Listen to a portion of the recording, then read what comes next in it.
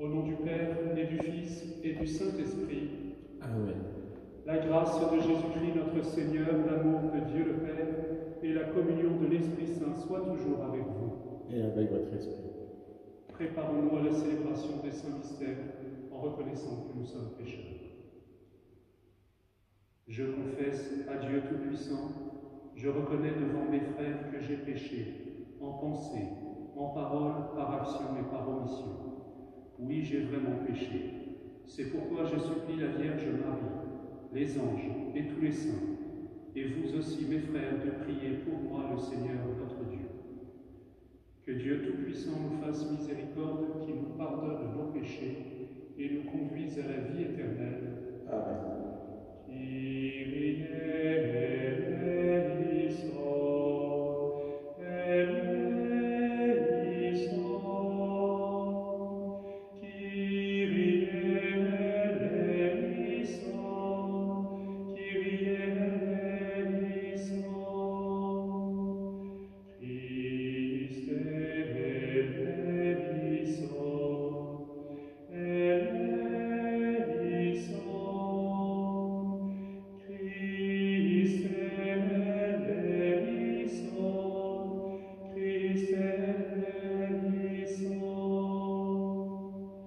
eleison.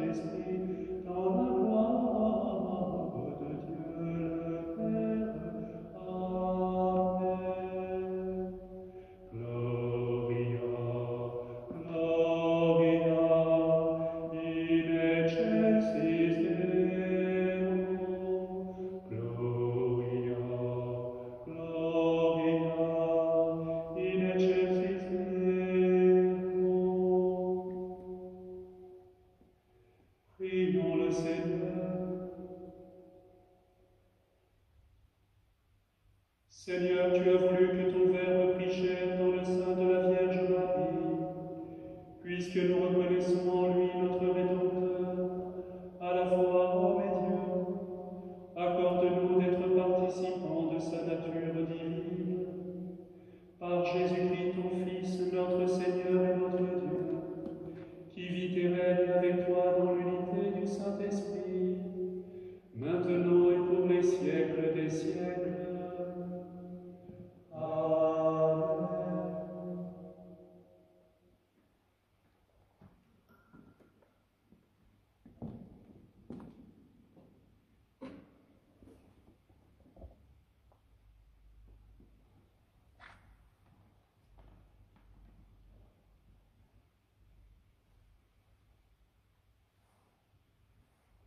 Lecture du livre du prophète Isaïe. En ces jours-là, le Seigneur parla ainsi au roi Akaz. Demande pour toi un signe de la part du Seigneur ton Dieu, au fond du séjour des morts, ou sur les sommets, là-haut. Akaz répondit, non, je n'en demanderai pas, je ne mettrai pas le Seigneur à l'épreuve. Isaïe dit alors, écoutez, maison de David, il ne vous suffit donc pas de fatiguer les hommes, il faut encore que vous fatiguiez mon Dieu. C'est pourquoi le Seigneur lui-même vous donnera un signe. Voici que la Vierge est enceinte. Elle enfantera un fils qu'elle appellera Emmanuel, car Dieu est avec nous. Parole du Seigneur. Nous rendons grâce à Dieu. Me voici, Seigneur, je viens faire ta volonté, qu'il me soit fait selon ta parole. Tu ne voulais ni offrande ni sacrifice, tu as ouvert mes oreilles. Tu ne demandais ni holocauste ni victime, alors j'ai dit, voici, je viens. Dans le livre est écrit pour moi ce que tu veux que je fasse. Mon Dieu, voilà ce que j'aime. Ta loi me tient aux entrailles. Me voici, Seigneur, je viens faire ta volonté, qu'il me soit fait selon ta parole. J'annonce la justice dans la grande assemblée. Vois, je ne retiens pas mes lèvres, Seigneur, tu le sais. Je n'ai pas enfoui ta justice au fond de mon cœur. Je n'ai pas caché ta fidélité, ton salut. J'ai dit ton amour et ta vérité à la grande assemblée. Me voici, Seigneur, je viens faire ta volonté, qu'il me soit fait selon ta parole. Lecture de la lettre aux Hébreux. Frères, il est impossible que du sang de taureau et de bouc enlève les péchés. Aussi, en entrant dans le monde, le Christ dit, « Tu n'as voulu ni sacrifice, ni offrande, mais tu m'as formé un corps. Tu n'as pas agréé les holocaustes ni les sacrifices pour le péché. Alors j'ai dit, me voici, je suis venu, mon Dieu, pour faire ta volonté, ainsi qu'il est écrit de moi dans le livre. » Le Christ commence donc par dire « Tu n'as pas voulu ni agréé les sacrifices et les offrandes, les holocaustes et les sacrifices pour le péché, ce que la loi prescrit d'offrir. » Puis il déclare « Me voici, je suis venu pour faire ta volonté. » Ainsi, il supprime le premier état de choses pour établir le second. Et c'est grâce à cette volonté que nous sommes sanctifiés par l'offrande que Jésus-Christ a fait de son corps une fois pour toutes. Parole du Seigneur. Nous rendons grâce à Dieu. Gloire et louange à toi, Seigneur. Gloire et louange à toi, Seigneur. Le Verbe s'est fait chair, il a habité parmi nous, et nous avons vu sa gloire. Gloire et louange à toi, Seigneur. Gloire et louange à toi, Seigneur.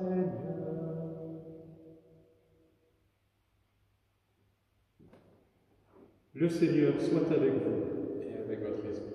Évangile de Jésus-Christ selon saint Luc. Gloire à toi, Seigneur Jésus.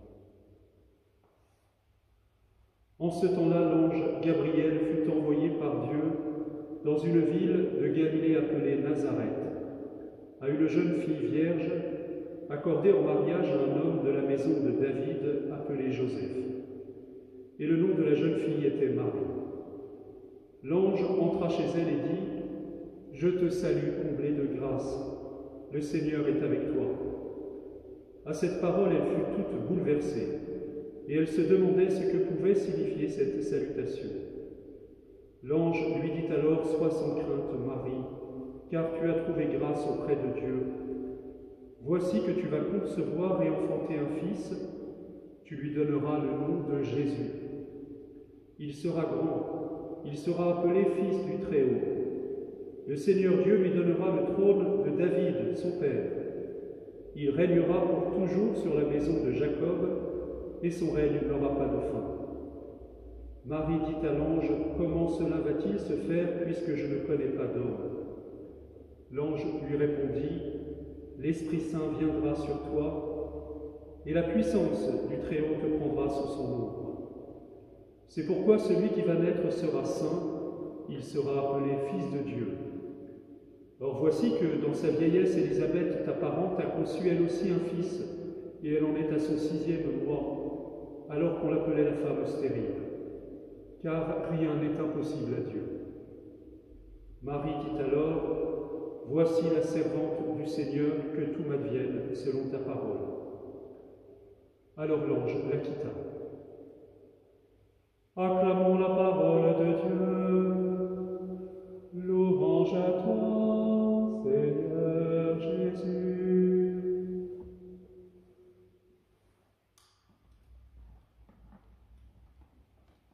Chers amis, il n'y a peut-être pas eu de motif d'inspiration plus grand que le mystère de la Vierge Marie, que le dogme marial.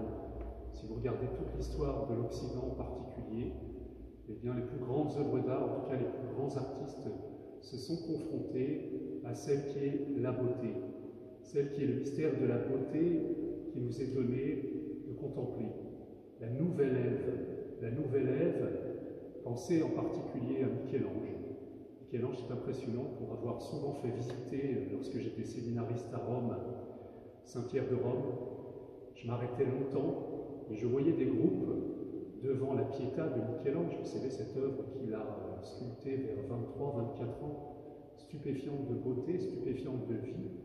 Et ce visage de Marie, comme dirait Bernanos, plus jeune que le péché. Le visage de Marie, elle est plus jeune encore que son fils qu'elle offre au Père dans cette scène de la Pietà, c'est-à-dire cet état de sa vie, ce moment où elle a dû dire oui à la volonté du Père et offrir son Fils pour le salut du monde. Eh bien, son visage est tellement beau que il n'a pas été rare de voir des gens qui pleuraient des larmes couler sur les joues d'enfants, de vieillards, de gens de tous âges. La Vierge Marie est belle, elle est belle de la beauté de Dieu. Maximilien Kolb avait été très ému lorsqu'il était allé dans la grotte de Lourdes, et il a eu comme une petite crise intérieure, une crise d'incompréhension devant la réponse que Marie donne à Bernadette qui l'interroge à la demande de l'abbé Peyramad, c'est-à-dire du curé de Lourdes, qui lui dit « Tu demanderas à cette jeune fille qui t'apparaît quel est son nom ?» Réponse de Marie en souriant « Je suis l'Immaculée Conception ». Alors Maximilien Kolb s'est interrogé sur cette phrase et il a vécu une nuit de prière dans la grotte de Lourdes. Et dans un premier temps, il s'est dit « Marie ne peut pas dire « je suis ». Dieu seul dit « je suis » dans la Bible. « Je suis celui qui est ». Ça, c'est le buisson ardent. C'est la parole qui vient du cœur du buisson ardent et qui se révèle à Moïse. « Je suis », c'est proprement le nom divin. C'est celui qui est par lui-même. C'est celui qui nous donne d'être. C'est celui qui est en vérité. Souvenez-vous de la parole de Jésus à Catherine de Sienne, qui lui dit « Souviens-toi que je suis celui qui est et tu es celle qui n'est pas. » Il ne faut pas la comprendre mal, non pas qu'elle ne soit rien, mais elle est par la vertu du don de Dieu. Nous sommes parce que nous recevons cet être de Dieu. Alors Maximilien Kolb s'interroge et il se dit « C'est pas possible que la Vierge Marie, qui est toute humble, dise « je suis ». Et qui plus est, je suis l'Immaculée Conception, c'est-à-dire je suis la plus belle créature de tous les temps. Je suis le chef-d'œuvre, je suis plus belle que le soleil, la lune est sous mes pas. Je suis plus belle que toutes les constellations et tous les paysages les plus beaux que vous avez contemplés. Je suis plus belle que le Miserere d'Allegri et que toutes les œuvres d'art qui font votre admiration. Alors comment tenir ça avec l'humilité de Marie ? Eh bien, l'humilité de Marie, c'est précisément, non pas de se regarder elle-même, mais de se regarder, non pas de se regarder avec son propre regard, mais se regarder dans la lumière de Dieu. Chers amis, nous sommes humbles, non pas lorsque nous disons « je ne suis rien », mais lorsque nous célébrons ce que Dieu a fait de nous. Lorsque nous disons « Je suis le Fils bien-aimé, la fille bien-aimée du Père ». Saint Jean l'avait bien compris, le disciple que Jésus aimait. Vous savez, l'auteur du 4e évangile. Lui ne se nomme jamais par son prénom, mais il dit toujours « le disciple que Jésus aimait ». C'est-à-dire qu'il se réfère à Jésus. Il est ce que Jésus a fait de lui. Il est ce que Dieu a fait de lui. Eh bien, Marie dit « Je suis l'Immaculée Conception ». C'est-à-dire, je suis ce que Dieu a fait de moi. Il a fait de moi, eh bien, l'Immaculée Conception. Il m'a conçu. Il a fait que j'ai été conçu pleinement dans l'amour et affranchi des conséquences du péché originel. Je suis cette beauté. Et Marie ne renvoie pas à elle-même. Elle est le reflet. Vous savez qu'on peut prendre cette image, et parfois on dit qu'elle est comme la lune, qui ne tire pas sa lumière d'elle-même pendant la nuit, mais qui tire sa lumière du soleil. Elle reflète la lumière du soleil, le soleil étant Dieu. Alors aujourd'hui, eh bien, nous la contemplons, et puis dans le livre de l'Apocalypse, il y a cette femme qui est enveloppée du soleil. Marie est enveloppée de la lumière de Dieu. Marie reflète la lumière de Dieu. Marie est cette femme qui a reflété pleinement la lumière de Dieu. Marie est belle de la beauté de Dieu. Marie est belle de ce que Dieu a fait d'elle.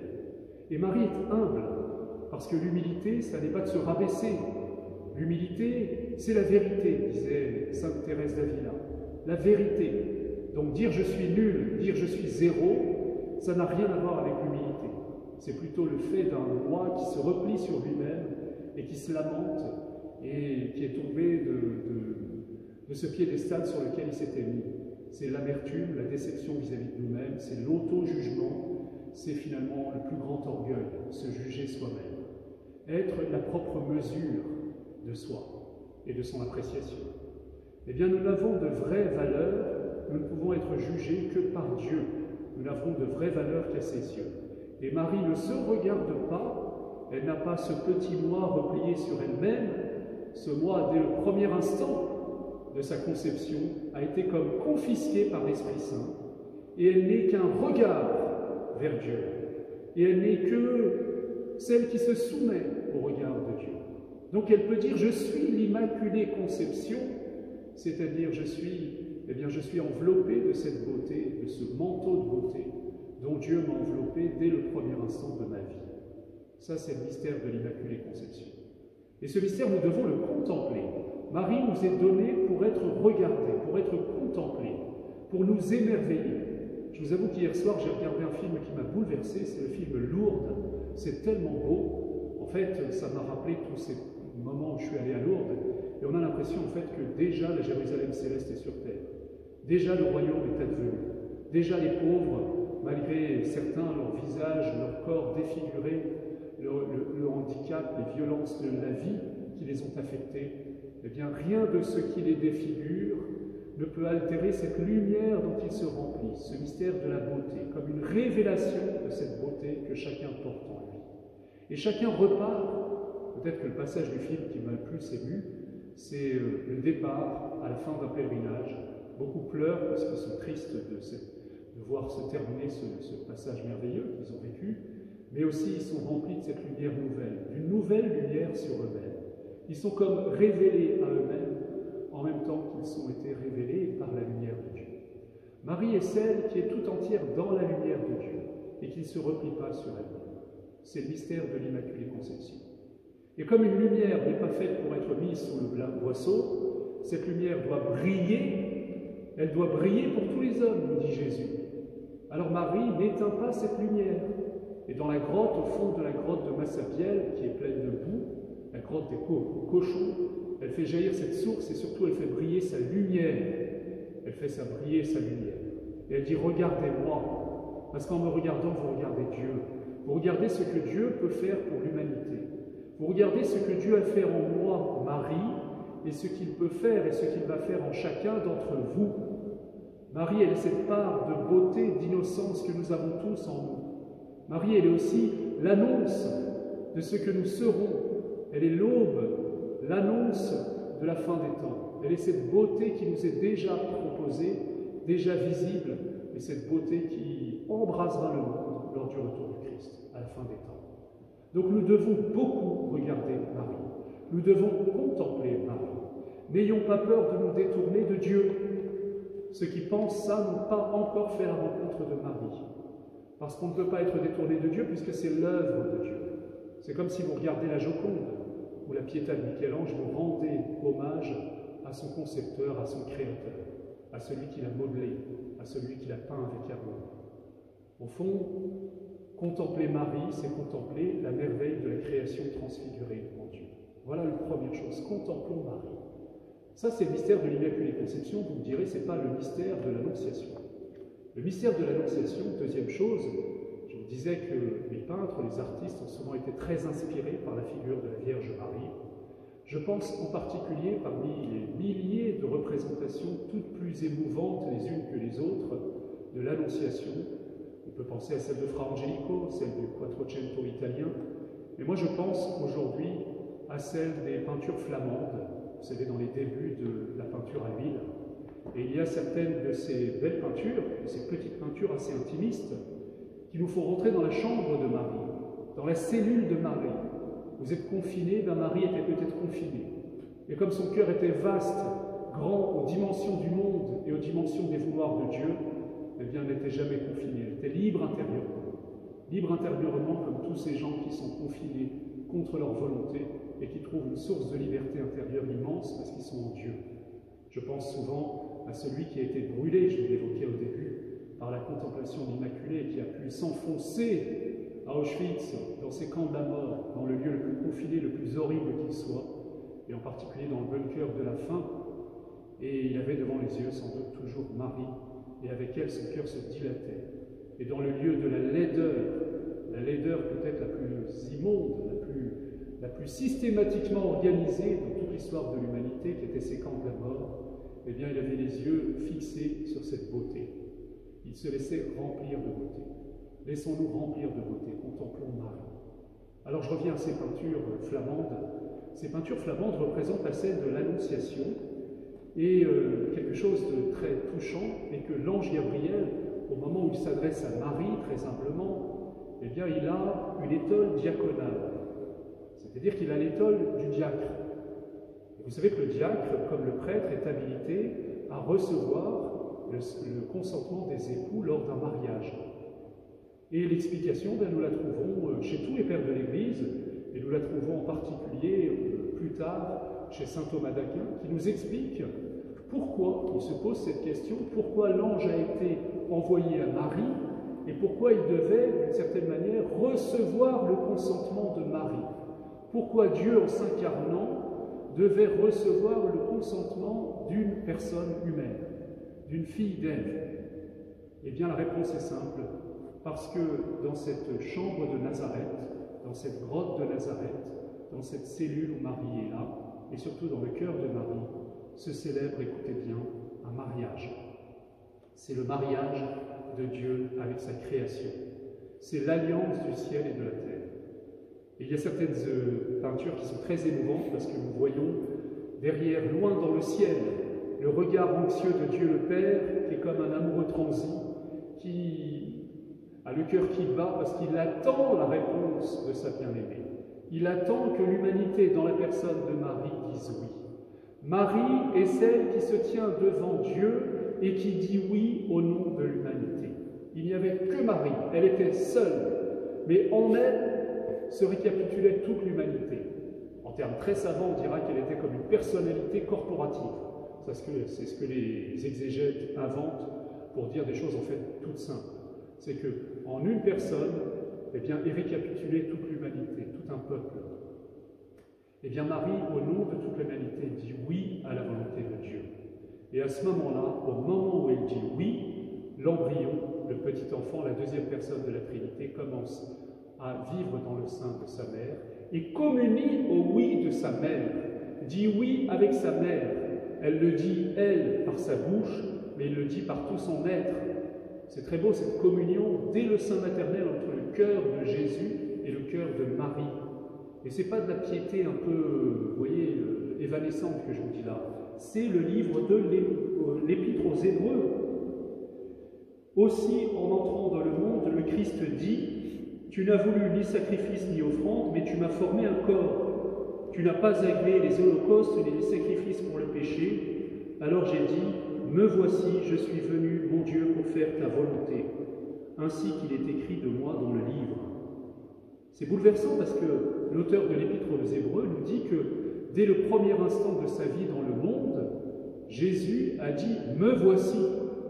Alors comment un enfant, comme un embryon dès la première division cellulaire, au moment où son âme est insufflée, peu importe à quel moment cela a-t-il lieu, eh bien on nous dit qu'il est tout entier offrande. Il a dit « oui ».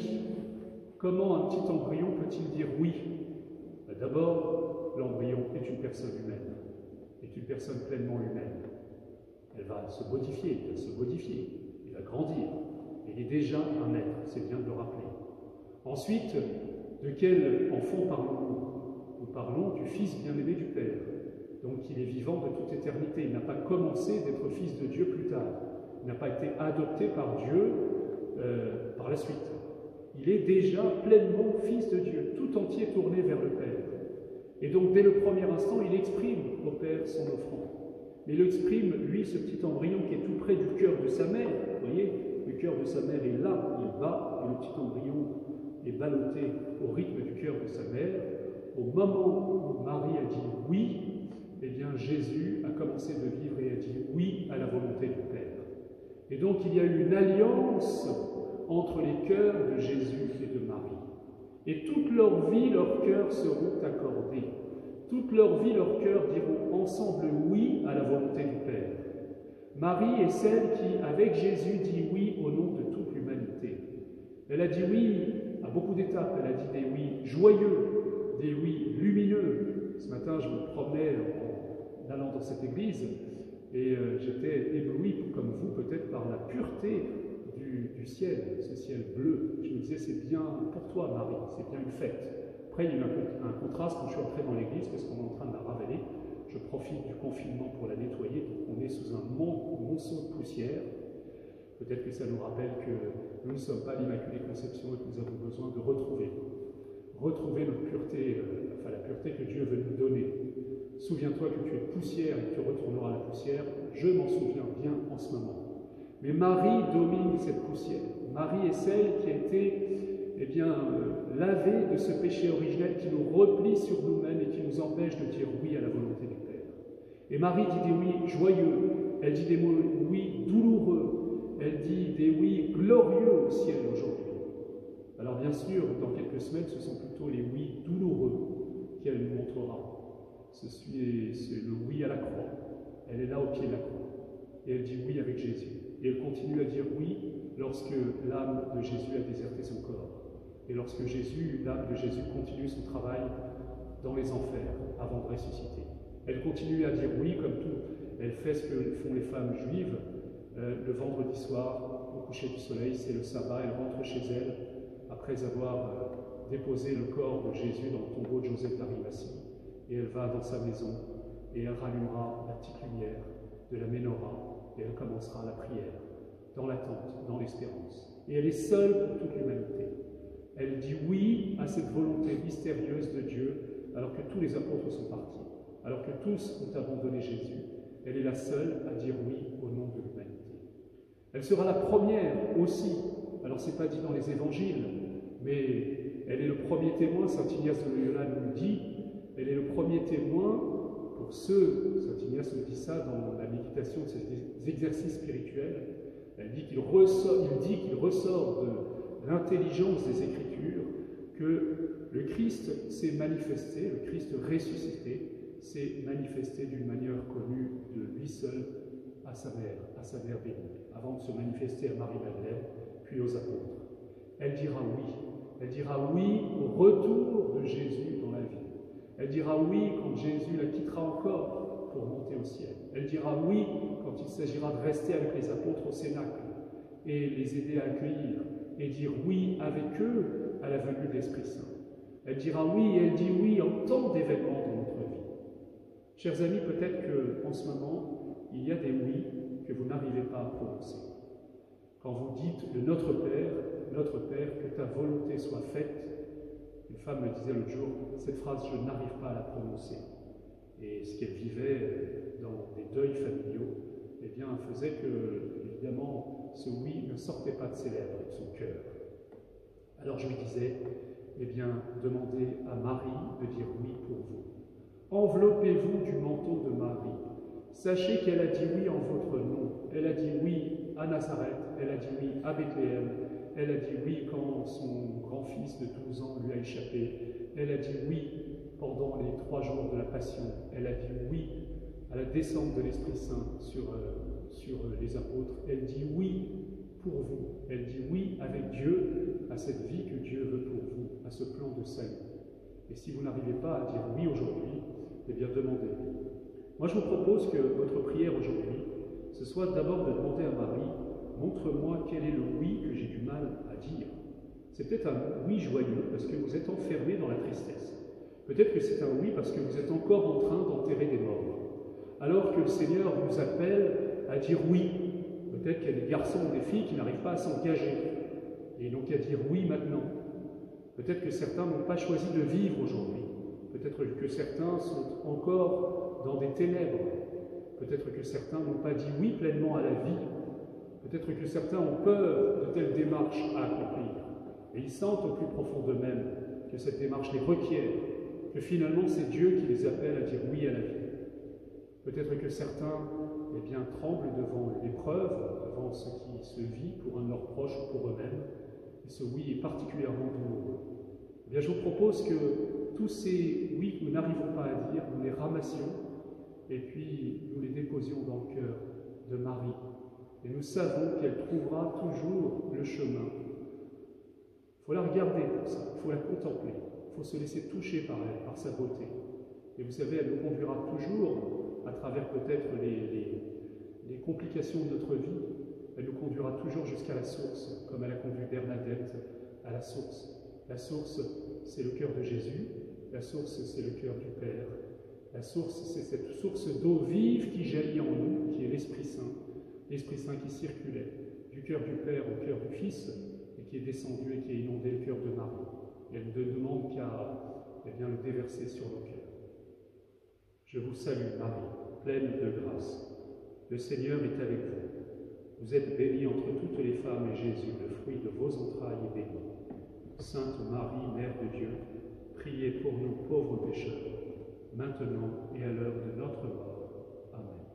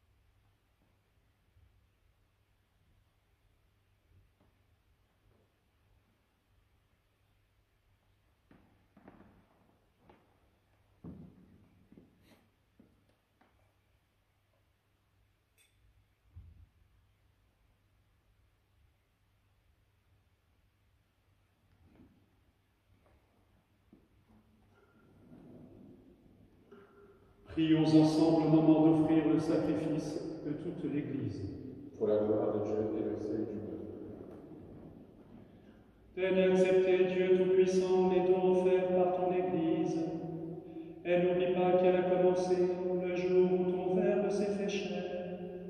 Accorde-nous en cette fête de l'Annonciation de célébrer avec joie les mystères du Christ, lui qui règne pour les siècles des siècles. Amen. Le Seigneur soit avec vous et avec votre esprit. Élevons notre cœur, nous le tournons vers le Seigneur. Rendons grâce au Seigneur notre Dieu. Cela est juste et bon. Vraiment, il est juste et bon de te rendre gloire, de t'offrir notre action de grâce toujours et en tout lieu. À toi, Père très saint, Dieu éternel et tout-puissant, par le Christ notre Seigneur. C'est lui qui, pour sauver les hommes, devait naître parmi les hommes. C'est lui que l'ange annonce à la Vierge Immaculée, et qu'à l'ombre de l'Esprit Saint, elle accueille par la foi. Lui qu'elle porte avec tendresse dans sa chair, il venait accomplir les promesses faites à Israël, combler et même dépasser l'espérance des nations. C'est par lui que les anges assemblés devant toi adorent ta gloire. À leur hymne de louange, laisse-nous joindre nos voix pour chanter et proclamer. Sanctus, Sanctus, Sanctus, Dominus Deus Sabaoth. Sanctus, Sanctus, Sanctus, Deus Sabaoth. Lei succedi et terra, gloria tua. Hosanna, Hosanna, Hosanna, in excelsis. Hosanna, Hosanna, Hosanna, in excelsis. Benedictus qui venit in nomine Domini. Hosanna, Hosanna, Hosanna, in excelsis. Hosanna, Hosanna, Hosanna, in excelsis. Toi qui es vraiment saint, toi qui es la source de toute sainteté, Seigneur, nous te prions. Sanctifie ces offrandes en répandant sur elles ton esprit, qu'elles deviennent pour nous le corps et le sang de Jésus, le Christ, notre Seigneur. Au moment d'être livré et d'entrer librement dans sa passion, il prit le pain, il rendit grâce, il le rompit et le donna à ses disciples en disant: Prenez et mangez-en tous, ceci est mon corps livré pour vous.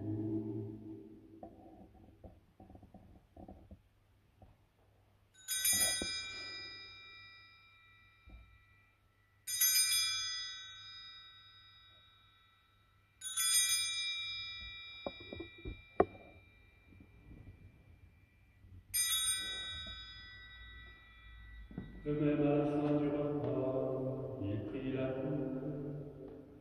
En te rendant grâce, il la bénit et la donna à ses disciples en disant: Prenez et buvez-en tous, car ceci est la coupe de mon sang, le sang de l'alliance nouvelle et éternelle, qui sera versé pour vous et pour la multitude, en rémission des péchés.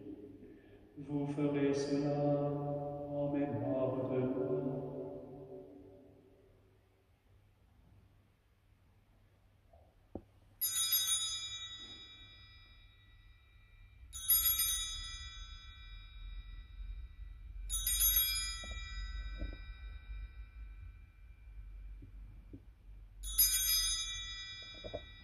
Proclamons le mystère de la foi. Gloire à toi qui étais mort. Gloire à toi qui es vivant. Sauveur et notre Dieu, viens, Seigneur Jésus. Faisant ici mémoire de la mort et de la résurrection de ton Fils, nous t'offrons, Seigneur, le pain de la vie et la coupe du salut, et nous te rendons grâce car tu nous as choisis pour servir en ta présence. Humblement, nous te demandons qu'en ayant part au corps et au sang du Christ, nous soyons rassemblés par l'Esprit Saint en un seul corps. Souviens-toi, Seigneur, de ton Église répandue à travers le monde. Fais-la grandir dans ta charité avec notre pape François, notre évêque Michel, et tous ceux qui ont la charge de ton peuple. Souviens-toi aussi de nos frères qui se sont endormis dans l'espérance de la résurrection et de tous les hommes qui ont quitté cette vie. Reçois-les dans ta lumière auprès de toi. Sur nous tous enfin, sur tous ceux qui souffrent de la maladie, tous ceux qui souffrent de la solitude. Nous implorons ta bonté. Permets qu'avec la Vierge Marie, la bienheureuse Mère de Dieu, avec Saint Joseph son époux, avec les apôtres et les saints de tous les temps qui ont vécu dans ton amitié, nous ayons part à la vie éternelle et que nous chantions ta louange par Jésus-Christ, ton Fils bien-aimé. Par lui, avec lui et en lui, à toi, Dieu le Père Tout-Puissant, dans l'unité du Saint-Esprit, toute honneur et toute gloire pour les siècles des siècles. Amen.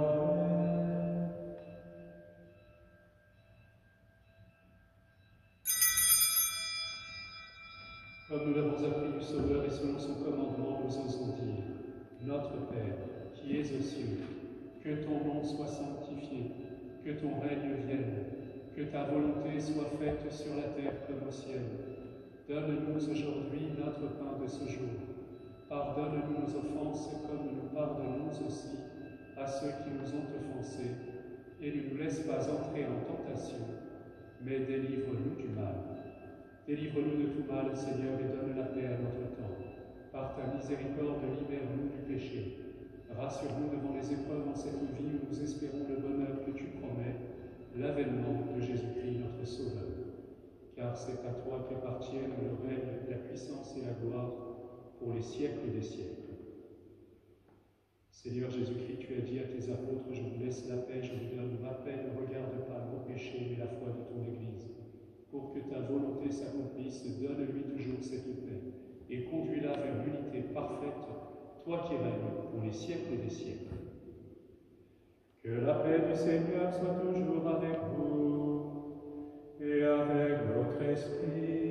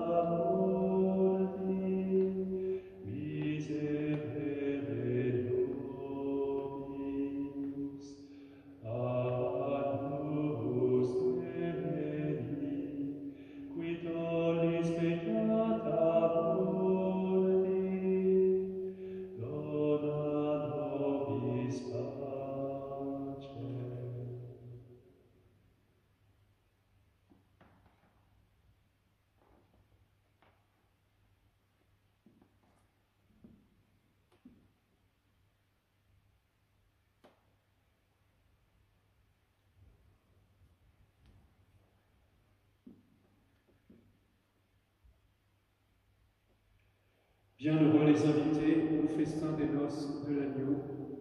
Voici l'agneau de Dieu, voici celui qui porte et enlève le péché du monde. Seigneur, je ne suis pas digne de te recevoir, mais dis seulement une parole, et je serai guéri.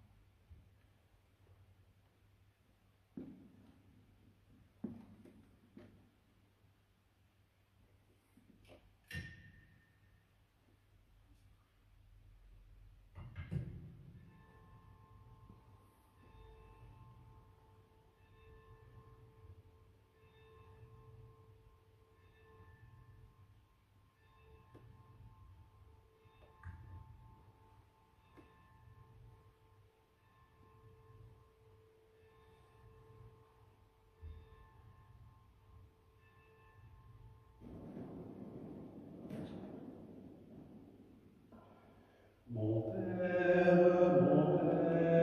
je m'abandonne à toi.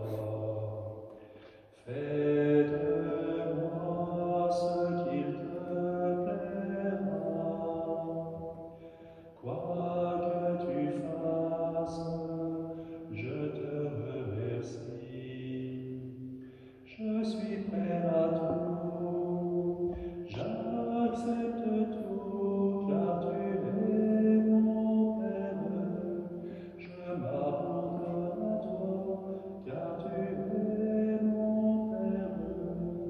Je me confie en toi. Mon Père,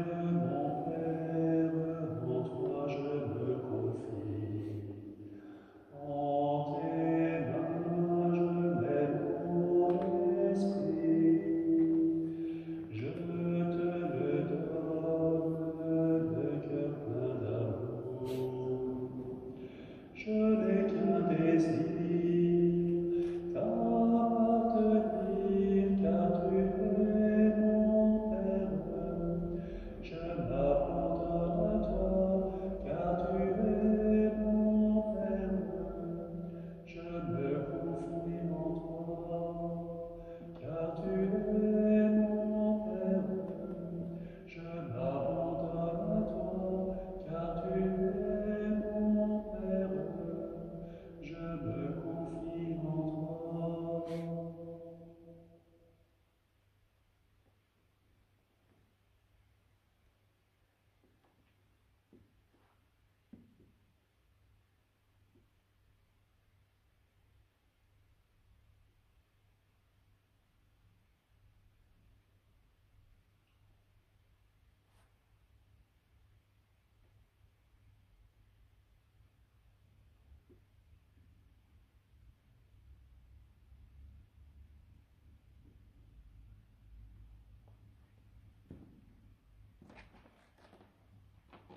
Prions le Seigneur.